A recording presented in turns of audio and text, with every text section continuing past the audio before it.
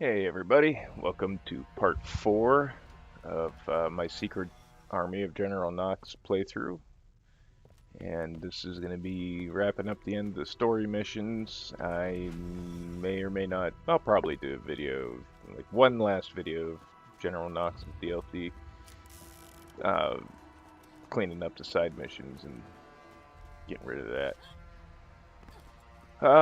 At the end of the video, you'll see here one of the downsides to using the Borderlands or my Borderlands website to rescale your playthrough, reset your playthrough.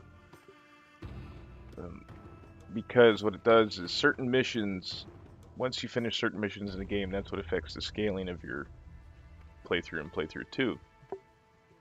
For playthrough 2, the scaling is affected in the main game by killing the destroyer, and in the General Knoxx DLC, it's by blowing up the armory.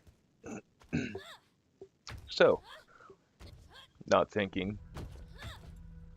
what happens is when you reset your playthrough and you have it scaled to your level using their save editor on their website, when you get to the last mission in the DLC, you go, you kill Knoxx, you run up the steps, you enter in the little code, and the blast doors are down.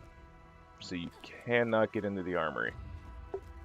Now you can fix it through Willow Tree, as anybody that's gone through the floor and accidentally went into the round room knows. It can be, there's workarounds for it.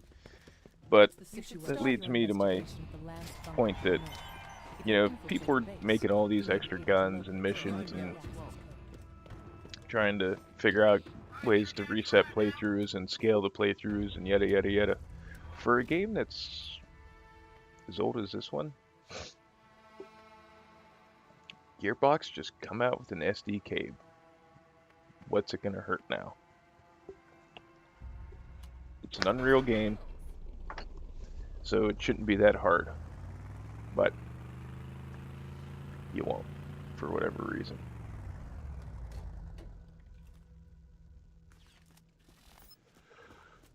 So, hell, I'd just be happy if I didn't have to reset my FOV every time I got out of a vehicle. Keep at it, my friend. See, I should have known there was something was up when I had the option to take the supermarket sweep mission there, but I wasn't sure. But then I learned the hard way. Also, there's been a big trend I noticed lately. Well, I mean, I'm sure everybody's noticed lately. There's a lot of reboots and remakes and yada yada yada. You had Strider coming out, Thief. Obviously, you know, last year we had Tomb Raider getting rebooted. Not sure what happened there with that huge stutter, but that wasn't just a video, it actually happened in game, and I don't know what that was all about. But anyways, going back to what I was saying, and it's a big trend with movies and video games and everything. I don't think it's entirely a bad thing when it works. Truth be told, I kind of felt like the Devil May Cry reboot worked. There was some things that they could have toned down on. They didn't have to make him such a, like, they tried too hard to make Dante, like, I don't know, quote unquote edgy. So I mean, they kind of missed the, dropped the ball on a couple parts there, but overall I felt it was a pretty good game. The Tomb Raider reboot I felt was probably one of the best games I played last year, and it, as far as I'm concerned, it succeeded in making Lara a more grounded and relatable character. I haven't played the Strider reboot. I haven't played Thief reboot. I haven't played actually any of the Thief games, so I can't really comment there. But this leads into something from my personal experience the other night. I picked up on the cheap the remake, reboot, prequel for The Thing, whatever you want to call it. And I am a huge fan of John Carpenter's movie. I would say that's in my top 10 favorite movies of all time, favorite horror movies of all time, actually favorite films of all time. It works beyond just being a horror movie. There's a lot of paranoia there, especially if you've never seen that movie before. You cannot recapture the experience you get from the first time you view that movie because of the paranoia as to who's the thing and who isn't the thing, and the creature effects and the makeup effects and visual effects for 1982 were awesome. Rob Bottin did a phenomenal job on the makeup effects, and just that was probably, to this day, that's still probably, that whole scene with the dogs is probably one of the scariest, disturbing, disgusting things I've ever seen in a movie. The remake, whatever,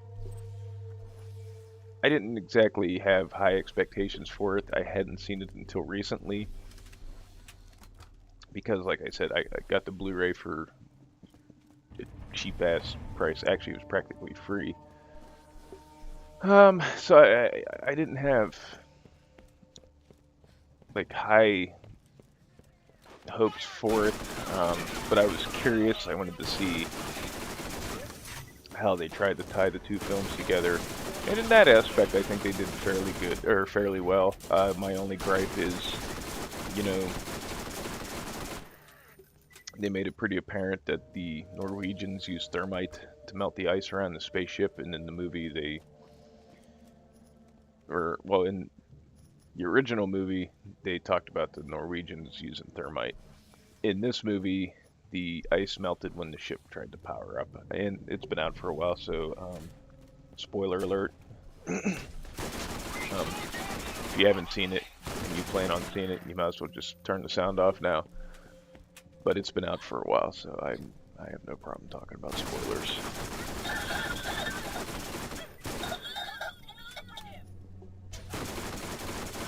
But actually, I was trying to see when it came out. It says copyright 2010, but I thought it came out in 2011. I don't know. Anyways, I didn't think it was a bad movie. Now, the only problem with a prequel in situation for that premise and that story is you don't have the suspense that you would have had built up in the original movie, because if you've seen the original movie and you know anything about these movies, you know that the Norwegian, you know what's going to happen. The Norwegians aren't going to make it. I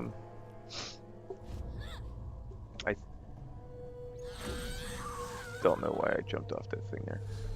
There's some stuff, everybody can debate all day long about what worked and what didn't work. For me, like I said, I had low expectations going into it, which may attribute to why I enjoyed it a little bit more than most people did. Now, by no means is it a cinematic masterpiece or anything, but I mean, for what it was serviceable, Like I said, my major gripe as far as trying to establish a link between the films, really the only thing they dropped the ball on was the ice melted, which might sound stupid, the bitch about something like that, but if you watch any of the behind the scenes stuff, they go on and on about how, they didn't have blueprints for the original set that Kurt Russell and was it Wilford Brimley that went to the Norwegian base in the original movie. They didn't have dimensions for that, so they were like, okay, I don't know how tall he is, but they were like, well, Kurt Russell's 5'9", and this is like right here on him, so this is where it's got to go in our new set, you know. So they use, I mean, if you put forth the effort like that to try to figure out dimensions and scale and everything, you'd think they would have got some of the other plot points right. Now, I did notice some people complain that, you know, Kurt Russell and everybody was watching VHS tapes of what was happening at the Norwegian base, and then they were like, well, nobody was filming at the Norwegian base. But actually, when they first bring in the ice block, you can see, I can't remember his name, but the crazy guy with the red, he's the ginger guy with the beard and the crazy hair. He did have a camera. Now, you know, that's kind of minor, you know, to focus on, but whatever. They probably could have did without some of the American cast. I can see why they did it, because it probably would have been hard to market an all Norwegian cast movie in America. You had it. I saw you. No, They, that is bad. a lot of people said that it was kind of bullshit letting Mary Elizabeth Weinstein live, but that was sort of ambiguous. Yeah, she lived. She was alive the last time you see her in the movie, but all she knew is there was a Russian base 50 miles from her current location, and she doesn't have any idea how to get there, so there's no guarantee she's gonna be alive at the end of the day.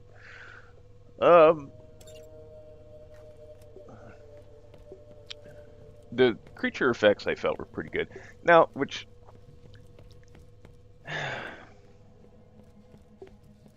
kind of a love-hate relationship. A company called Amalgamated Dynamics Incorporated.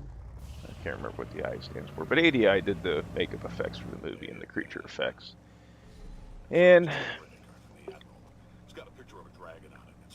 I used to like ADI a lot. And if you don't know anything about makeup effects or special effects, ADI was founded and basically run by two guys named Alec Woodruff.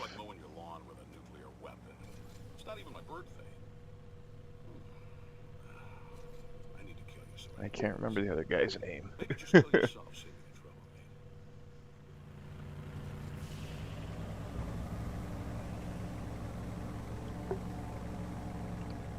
Oh, that bugs me.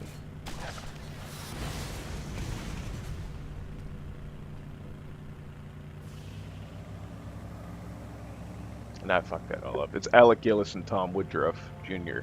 Now, Tom Woodruff Jr. played the alien in a couple of the Aliens movies. I think he might have been in the suit in Aliens. But anyways, they started out, they worked for Stan Winston Studios. So there is a pedigree there. Then they broke off, they formed their own company. And the first movie I remember seeing that they did was Alien 3. And the alien in Alien 3 looked really good, despite what your opinion was of that movie. When the creature was on screen, it looked good. Alien Resurrection, they did that one too. It still kind of looked good.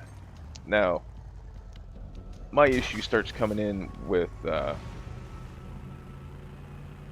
work on AVP, both movies. Everybody can basically agree that the Predators kind of look like garbage in Alien, the first Alien versus Predator. In Requiem, the Predator looked pretty cool until he took his mask off. I don't know what's so hard about, and even in the movie Predators, I liked Predators. I thought the Alien or the Predators looked good in it, but like Requiem, they looked good until they took their mask off. I don't know why these guys can't get the mandibles right, but they just look... There's just something about the way the faces look once the Predators take their masks off that these guys just haven't been able to nail yet. And Stan Winston made such an iconic look for the Predator in those two movies, that the first two movies, that can't really deviate too much from it, and they don't deviate too much from it. It's just there's something about the way they make the mandibles and the way they make the eyes that just doesn't. It just doesn't look right to me. I don't know what it is, and I know some other people have the same complaints. But one thing I noticed lately, as I don't know if it's because I'm watching movies on Blu-ray and it's in high definition and the picture's clear, but there's just something with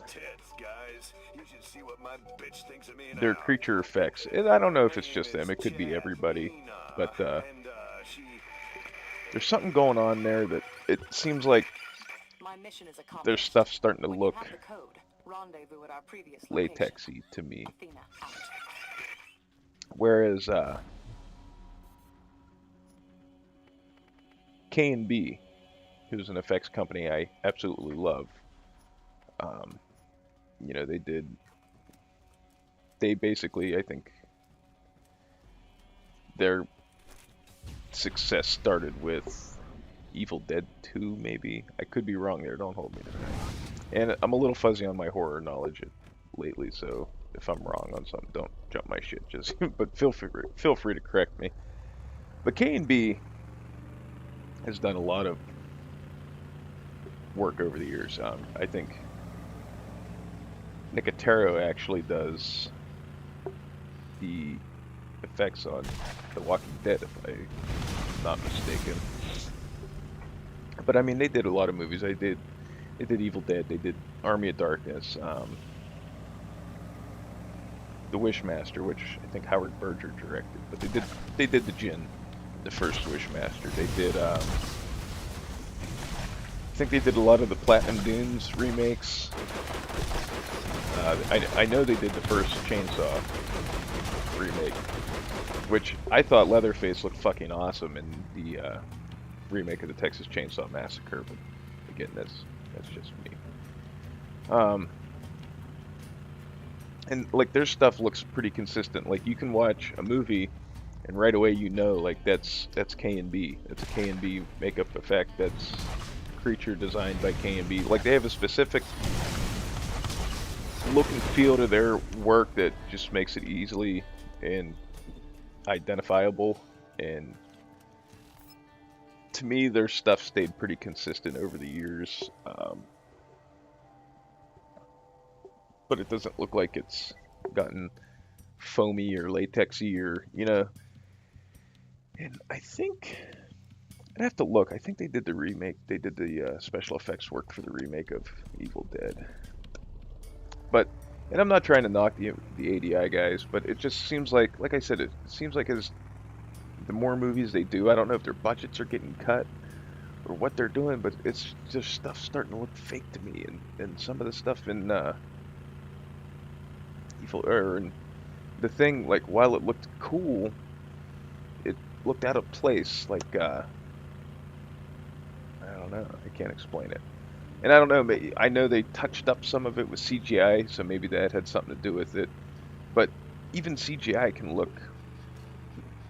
really good if implemented correctly and done correctly. I mean, to this day, a film like Jurassic Park still looks phenomenal. And that was done in, what, 1993, 1994? But there's just something, I don't know, like I said, the designs in The Thing are cool, but there's just something about their implementation and the way they look in the film that just doesn't quite sit right with me, and I can't place my finger on it. I don't know if it's because they look fakish but there's just something about them that just doesn't have that impact that the creatures did, the design did in the original John Carpenter film. And that disappoints me because, like I said, I do like ADI's work. Watching behind the scenes stuff, they seem like very down to earth, cool guys. But there's just something about their stuff. It's like hit and miss. Because, I mean, like I said, the Predators that they have done looked awesome. But whatever they did with their face. You know what? Actually, You're here. This is the detonator. Let me see. Marcos here. I'll monitor your I've got progress an and provide support. opportunity for you. Good luck. Come see me at my place in T-Bone Junction.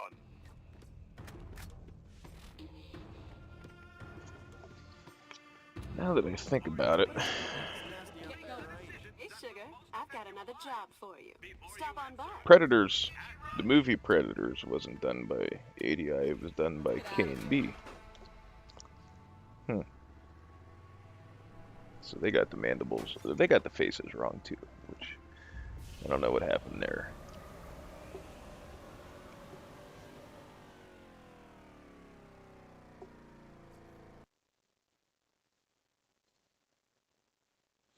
I don't know why it's so hard to get these the faces and the mandibles and the eyes right on these predator creatures, but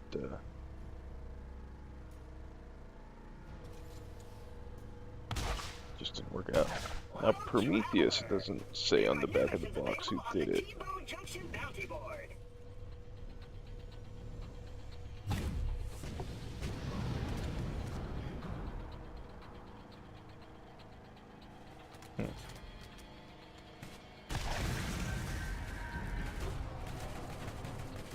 But I've only seen Prometheus once. That was about enough for me. That was another one they screwed the pooch on. It was like they tried so hard to distance themselves from the Alien franchise, but at the same time they wanted to tie it into the Alien franchise, and it was blatant that it was supposed to tie into the Alien franchise, but instead of like when Ridley Scott or whoever made the decision that they didn't want to have anything to do with the Xenomorphs, they were just like, well, instead of having leathery eggs, we'll just have containers of goo that look like the eggs. And God, they kind of did some stupid shit in Prometheus, and that's beyond the characters' logic and decisions in Prometheus. That's just, I mean, the filmmakers made some dumbass fucking decisions in Prometheus. What could have been probably one of the best sci-fi movies of this generation, they just completely... Not only did they drop the ball, it fucking blew up in their faces when it hit the ground. But that's a rant for another day, I guess. But so I got to take back what I said about ADI and their work on Predators, since I completely had that all ass backwards, and it was actually K&B. But you know, I mean, for what it is, or I didn't think the thing was horrible. It's definitely not as good as the original film, but as you know, like I said, as a prequel, you're not going to have the suspense that was in the original film, because you basically, like I said, you know they're all going to die. You know they're not going to make it out of there. But it was a neat little thing. Did we necessarily need the backstory with the Norwegians? No, not really.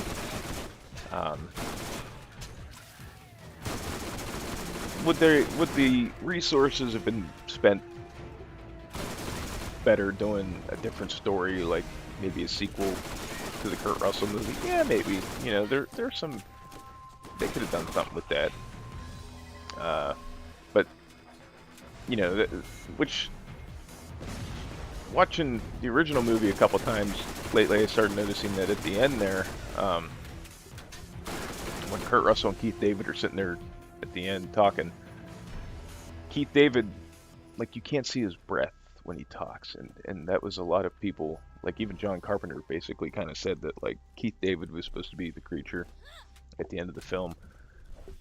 But that kind of gets all thrown out the window with the prequel thing, because they said that the creature can't replicate inorganic materials, so like fillings and earrings and such. But Keith David had an earring at the end of the thing. Unless maybe it learned its lesson somehow. I mean, I don't know if it has like a hive mind mentality or anything like that. Nobody really knows anything about that. But maybe it learned its lesson when He tried to impersonate Carter, and she caught him because of the missing earring. But yeah, so there's still some kind of put an ambiguous nature back into the ending of the original film, so you're not quite sure. Maybe Kurt Russell's the creature. It's hard to say. But yeah, for what it's worth. Also, I think it was a mistake cutting out the scene where the radio operator committed suicide, because it was just kind of like he was alive 1 minute, and then I kind of, until I seen the deleted scenes, because I watched the film first before I watched the deleted scenes, obviously. When I saw the deleted scenes and they cut to the radio operator sitting there in the chair dead, like they find him in the original film, it just kind of seemed to me like an afterthought. Like they were like, "Oh fuck, we forgot about the guy that cuts his throat and his wrist, and we got to throw that in there." And they should have just left the scene in. It didn't take up that much time, and it kind of showed that these guys were. They had, some of them had felt like they ran out of options and there was no other choice, you know. So I think that scene might have been more powerful if they would have kept it in the film, as opposed to making it feel like an afterthought. But you know, overall, it wasn't. I wouldn't recommend buying it.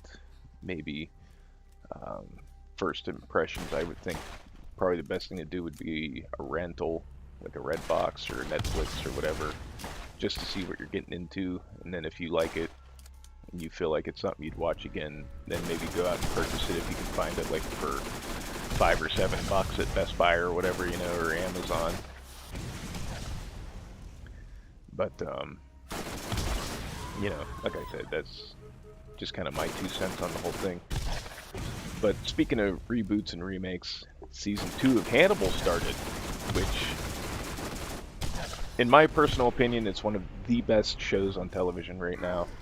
And that season 2 premiere was so good, it was like I blinked and it was over. I had to watch it twice. It was that good.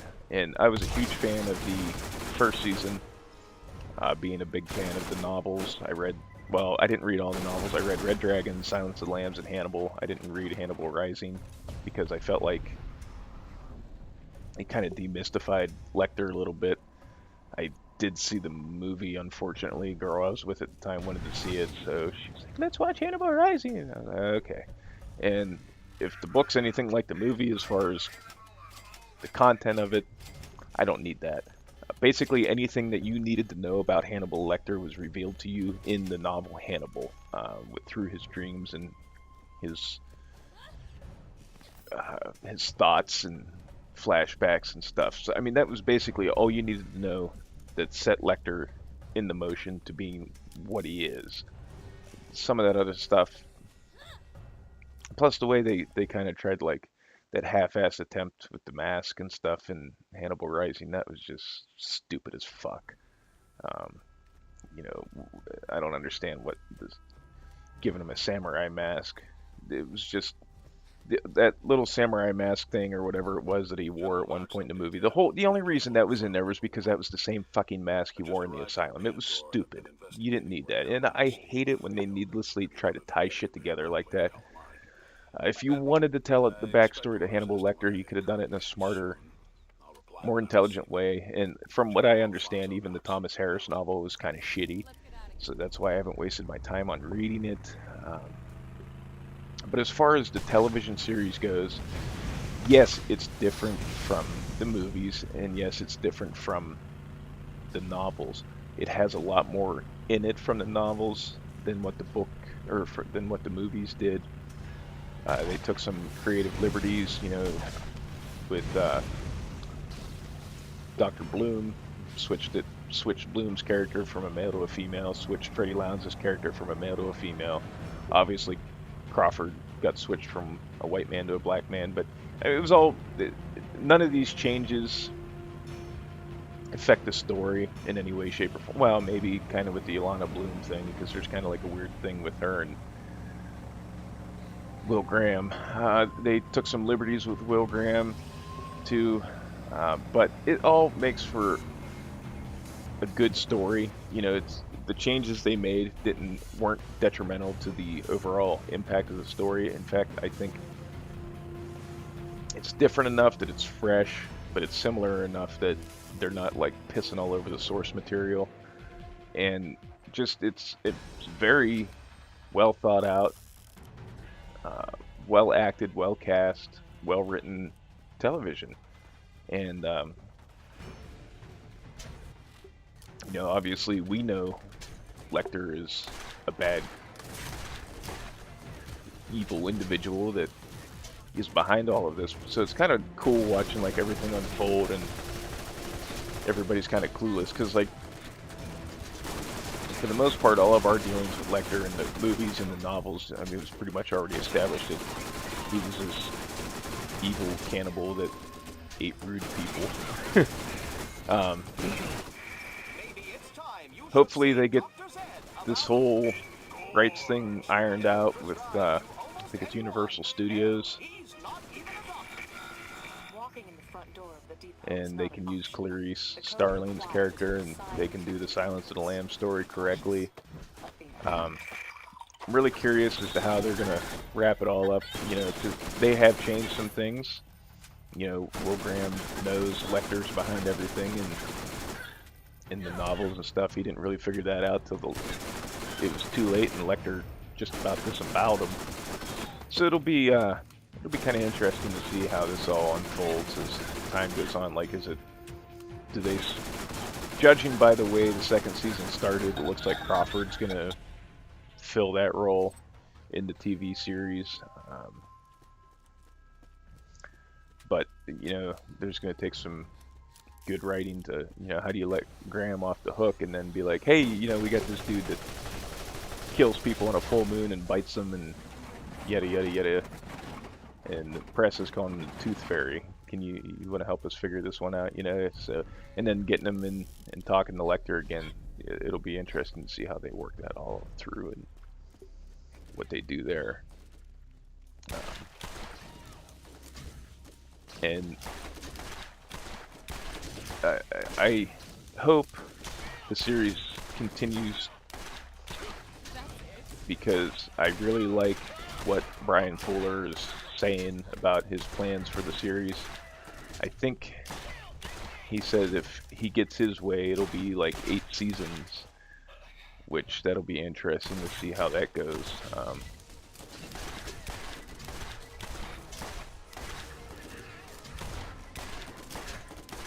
I can see it happening because it looks like they're doing, if they continue on with how they are, it looks like about 2 seasons for each story arc.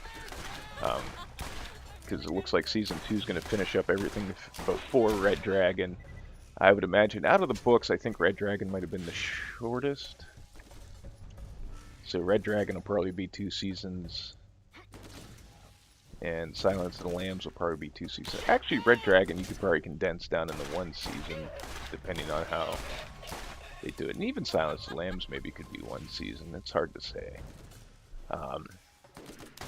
But I think if they follow a lot of what's in the novel for Hannibal, then that could definitely easily be 2 seasons, possibly 3 seasons. So it'll be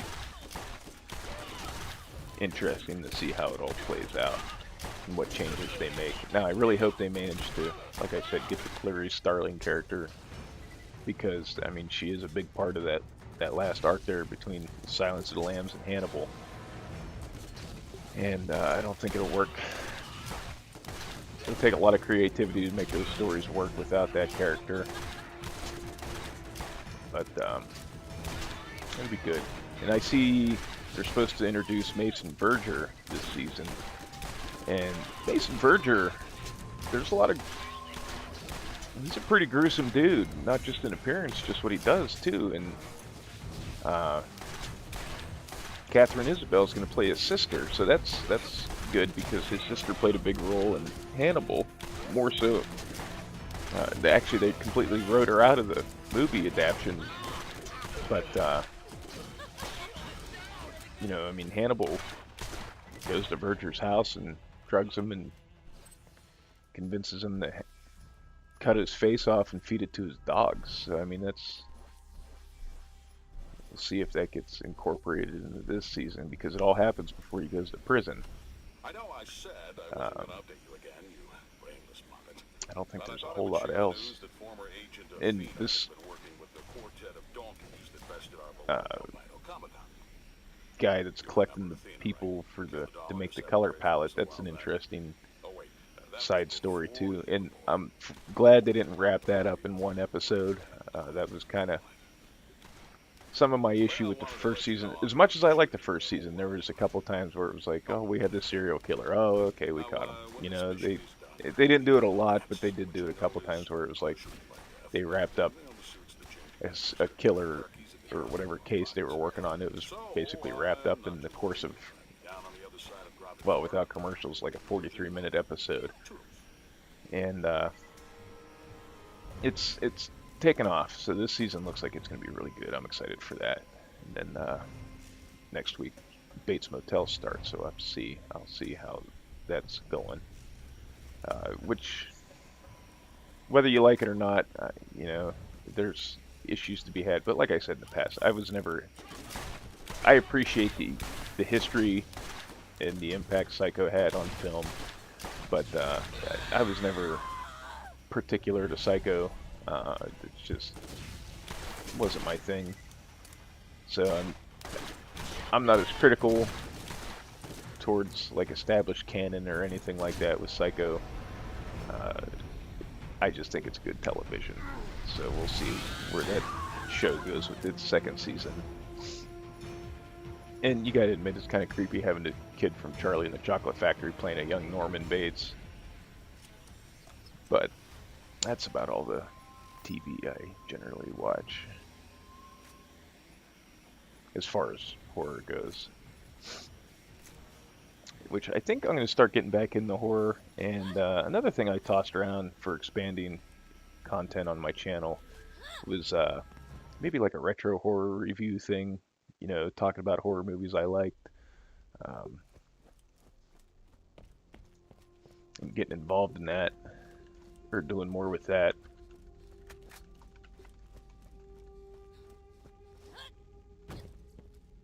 But I'm not sure yet. Maybe I'll do one and see how it does and go from there.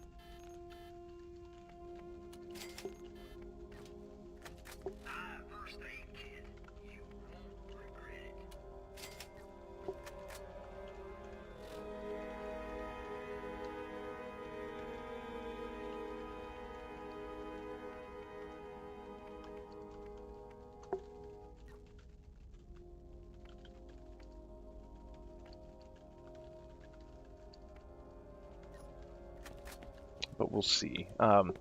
If I do that, I might try to incorporate some of my friends into it, have like 2 or 3 people discussing the movie or the series, just to kind of make it more interesting.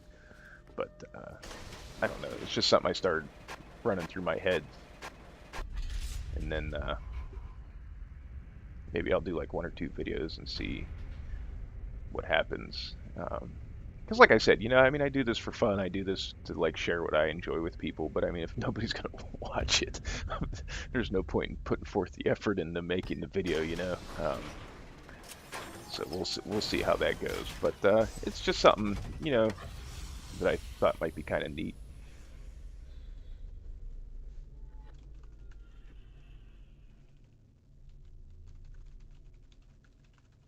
Well, that's just inappropriate timing. I got tired of waiting. It was open to be dead before you got here. I can't stand this place. Oh. Make you a deal. If you best me in this fight, choose likely. Maybe you could just blow the planet up entirely.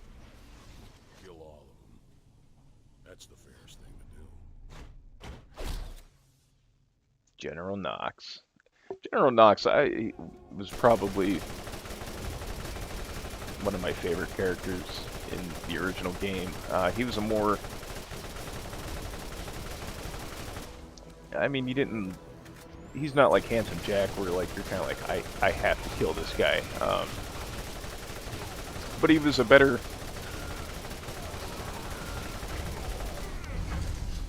He was a better antagonist than Steel, I think. Steel wasn't really all that fleshed out. She just kind of...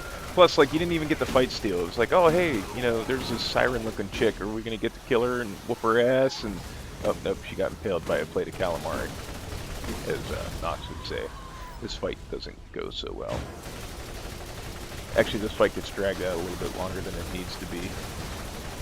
Because I thought I could power through and just eliminate Knoxx, but then that happens. Yeah, people want to bitch about the health regeneration in Borderlands 2, which I bitch about it too, but fucking Knoxx goes from 0 to full in like a nanosecond. But, and see, in this too, this is a good fight. This is a fight that is basically, it's mechanics based. You know, you got the Devastators, which it's kind of a pain in the dick at times, but you know, you got the Devastators, you got the Lance Medics, and obviously Knoxx, you know, so I mean there's some management there you gotta do with prioritizing your targets. Obviously the Devastators can make your day go south pretty quick. The Medics you want to eliminate so you can take out Knoxx, but you know, this is a fight that they used the mechanics so that you had to put some thought into how you were going to approach the fight and try to eliminate everybody as quickly as possible, as opposed to just spamming fucking Novas. I thought it was a good fight. In Borderlands 2, they do have some good fights. Like, I actually kind of like the Jackenstein fight, because he's, well, especially on OP8, he's kind of a raid boss. But, you know, there wasn't, he was sort of challenging, but he was challenging because of mechanics. Yeah, the fight was kind of dumb at times, but you know, like, they have the potential to put forth mechanics to make a fairly intelligent boss fight, but it's like they don't. Like, their idea of a raid boss is just a mountain of health with unavoidable area of attack effects and knockback attacks and dumb shit.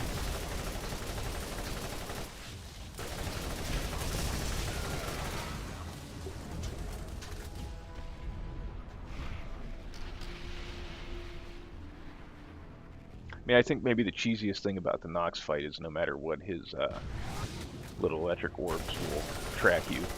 But it's manageable. And, I mean, granted, it's not really difficult by any stretch of the imagination, but... See, no health gate.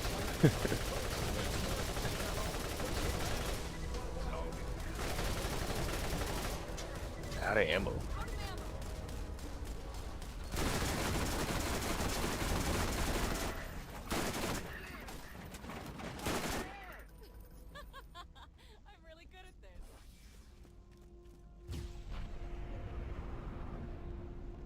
And then this is where I get kicked in the dick and can't get into the armory.